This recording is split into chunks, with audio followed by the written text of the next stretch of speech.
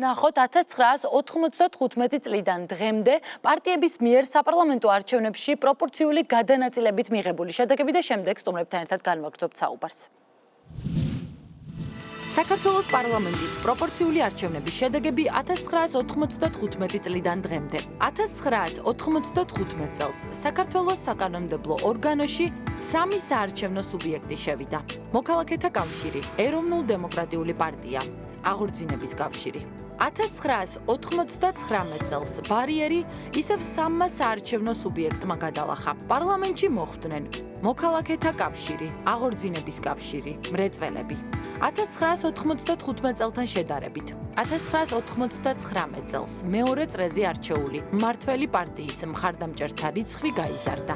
რაც შეეხება 2003 წლის საპარლამენტო პროპორციულ არჩევნებს. ამ წელს საარჩევნო ბარიერი 6 პარტიამ გადალახა. მოქალაქეთა კავშირი, აღორძინების კავშირი, ნაციონალური მოძრაობა, ლეიბორისტული პარტია, ბურჯანაძე, დემოკრატები და ახალი მემარჯვენეები.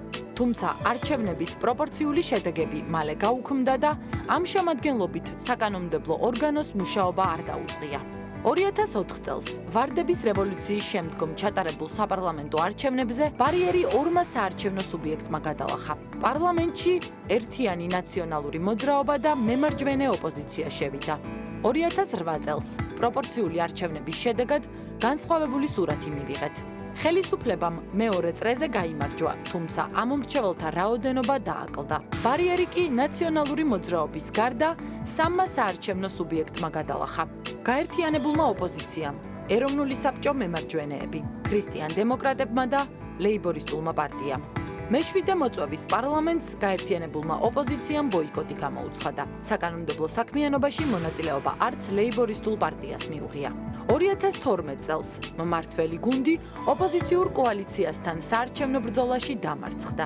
საარჩევნო ბარიერი მხოლოდ 2 სუბიექტმა გადალახა. კოალიციამ ქართული ოცნება და ერთიანმა ნაციონალურმა მოძრაობამ. 2016 წლის საპარლამენტო არჩევნებზე ხელისუფლებამ უკვე არსებული ტენდენცია გააგრძელა და მეორე საარჩევნო წრეზე გაიმარჯვა.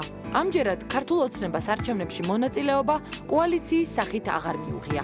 პარტიამ ქართული ოცნება დემოკრატიული საქართველო 2012 წელთან შედარებით ამომრჩეველთა ხმების ნაკლები რაოდენობა მიიღო, თუმცა მე-9 მოწვევის პარლამენტში 3 პოლიტიკური ძალა მოხვდა. ქართული ოცნება, ნაციონალური მოძრაობა და პატრიოტთა ალიანსი, რომელიც საკანონმდებლო ორგანოში 6 მანდატით იქნება წარმოდგენილი.